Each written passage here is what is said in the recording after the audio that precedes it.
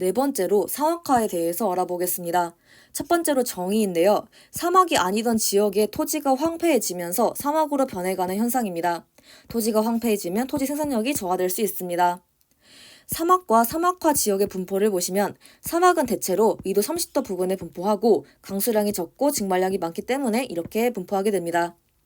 사막화는 아프리카의 사헬 지방, 즉 사하라 사막 남쪽 등의 사막 인근 지역 또는 반건조 지역에서 주로 발생합니다. 그래서 이 그림을 보고 사막이 이렇게 존재하는구나 라고 해석하시면 됩니다. 그러면 기억할 부분인 사막과 반건조 지역 보겠습니다. 사막은 연평균 강수량이 250mm 이하인 건조한 지역이고요. 반건조 지역은 연평균 강수량이 250에서 500mm인 사막 주변 지역을 의미합니다. 그리고 또 기억할 부분인 대기 대순환에 따른 기후를 볼 건데요. 적도 부근은 상승기를 의해서 저압대가 형성됩니다. 그러면 내가 저기압을 느끼니까 공기가 올라가겠다. 그래서 기후가 습해서 열대우림이 많이 분포하고요. 이도 30도 부근은 하강기류가 발생해요. 그래서 고압대가 형성되기 때문에 고기압이다. 고기압이면 공기가 내려가기 때문에 날씨가 맑고 즉 구름이 거의 없고 기후가 건조해요. 그래서 사막에 많이 분포한다고 보시면 됩니다. 근데 사실 고압대가 여기에도 있어요. 극지방에도 있지만 여기는 햇빛이 거의 안 들어오죠. 그래서 사막이 발생하기 어렵다라고 보시면 됩니다. 그래서 여기가 아니라 여기 사막 발생이라고 기억하시면 됩니다. 세 번째로 발생 원인을 보겠습니다. 자연적 원인과 인위적 원인이 복합적으로 작용하게 되는데요. 자연적 원인은 대기 대순환의 변화로 인해서 강수량이 감소합니다. 인위적 원인은 과잉 경작, 과잉 방목, 지나친 산림 벌채, 부실한 수자원 관리 등이 토양을 황폐해지게 해서 사막화를 촉진합니다. 지구온난화로 인한 기상이변으로 사막화가 가속화되고요. 영향은 사막화로 인해서 사막지역이 넓어지면 지표면의 반사율이 높아져서 지표가 흡수하는 태양복사 에너지의 양이 감소합니다. 생물이 서식지를 잃게 되어서 생태계에 큰 변화가 발생하고요. 식생 파괴, 토양 침식 등으로 인해서 식수와 식량이 부족해지게 됩니다. 대표적인 지역으로는 아까 나왔던 사하라 사막 남쪽의 사헬 지역이 대표적인 예시입니다.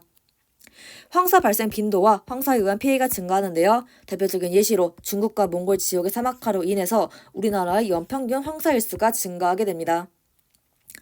다섯 번째로 방지 대책 보시면 숲의 면적을 늘리고 산림 벌채와 가축 방목을 줄이면 됩니다. 사막화 피해가 확대되지 않도록 사막화 방지 협약 체결하고 그리고 여러 나라가 함께 사막화를 막기 위한 노력을 진행해야 됩니다. 그래서 사막화 방지 협약의 영어 이름은 United Nations Convention to Combat Desertification입니다. 약자로는 UNCCD고요. 특징은 무리한 개발과 오남용으로 인한 사막화 방지를 위해서 체결된 국제기구입니다. 심각한 한발인 가뭄, 한발과 가뭄은 똑같은 말입니다. 이러한 가뭄이나 사막화를 겪고 있는 아프리카 국가 등 일부 국가들의 사막화 방지를 위한 유엔 협약이기 때문에 국제적인 노력도 필요하다고 보시면 됩니다. 그럼 다섯 번째로 지구의 미래와 환경 변화의 대처 방안을 보겠습니다. 첫 번째로 기후 변화로 인한 지구 환경 변화인데요. 지구 온난화와 관련성이 존재합니다. 환경 변화의 예시는 빙하 감소, 해수면 상승, 태풍 발생 횟수 증가, 홍수와 가뭄 일수 증가, 평균 기온 상승, 그리고 폭염 일수 증가, 잦은 산불 발생, 해수 온도 상승, 사막화 등등등이 있고요. 생태계 변화의 예시는 농작물 생산량 감소, 생물 다양성 감소가 있습니다. 인류 생존 위협은 물 부족 현상, 각종 질병 발생 지역 확대 등등등이 예시로 존재합니다. 두 번째로 기후변화 완화와 적응을 위한 노력을 보시면 개인적인 노력은 예를 들어서 대중교통 이용하기, 일회용품 사용 줄이기, 친환경제품 구입하기 등등등이 있고요. 사회적 국가적 노력을 보시면 예를 들어서 태양광 발전, 풍력 발전과 같은 신재생 에너지 발전량 늘리고 화석연료의 사용량을 줄입니다. 탄소 저감 기술, 에너지 효율 높이는 기술 등을 개발하고요. 도심 속 습지 공원 확대하고 대규모 산림 조성해서 광합성 통해서 CO2를 흡수하게 됩니다.